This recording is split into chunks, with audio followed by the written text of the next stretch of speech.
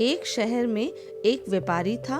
व्यापारी ने अपनी बेटी की शादी एक बड़े घर में की थी, परंतु बेटी के भाग्य में सुख न होने के कारण उसका पति जुआरी शराबी निकल आया, जिससे उसका वक्त बहुत खराब हो गया।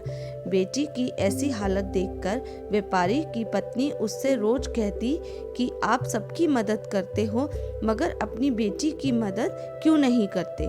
वो उसे यह कहकर समझा देता कि जब उसका भाग्य उदय होगा तो सब उसकी मदद करने को तैयार हो जाएंगे और सब ठीक हो जाएगा।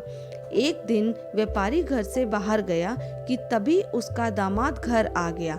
सास ने दामाद का आदर सत्कार किया और बेटी की मदद करने का विचार उसके मन में आया कि क्यों ना मैं कुछ मोतीचूर के लड्डुओं में अशर्फियाँ रख दूं।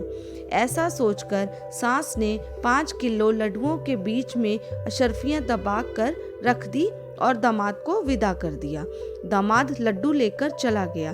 रास्ते में दामाद ने सोचा कि इतने लड्डू कौन खाएगा, तो उसने उन लड्डुओं को एक मिठाई की दुकान पर बेच दिया और पैसे लेकर चला गया।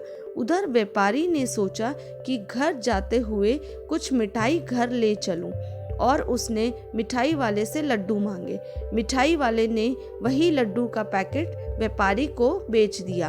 व्यापारी घर आया तो उसकी पत्नी ने जब वही लड्डुओं का पैकेट देखा तो लड्डुओं को तोड़कर देखा और देखा कि अशर्फियाँ हैं। तब उसने अपना माथा पीट लिया।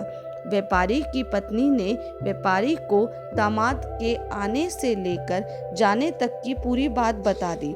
व्यापारी ने अपनी पत्नी को समझाया कि उसकी बेटी का अभी भाग्य उदय नहीं हुआ है।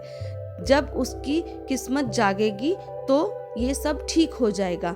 और देखा, ना ही ये लड्डू दामाद की किस्मत थे और ना ही मिठाई वाले की किस्मत में थे। इसलिए कहते हैं कि भाग्य से ज़्यादा और समय से पहले कुछ नहीं मिलता।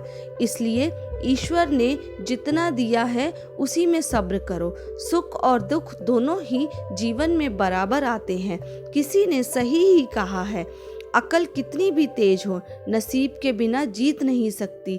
इसलिए हमें ईश्वर ने जो दिया है, हमें उसका शुक्रिया अदा करना चाहिए। दोस्तों, अगर आपको यह कहानी अच्छी लगी हो तो चैनल को लाइक और सब्सक्राइब करें। धन्यवाद।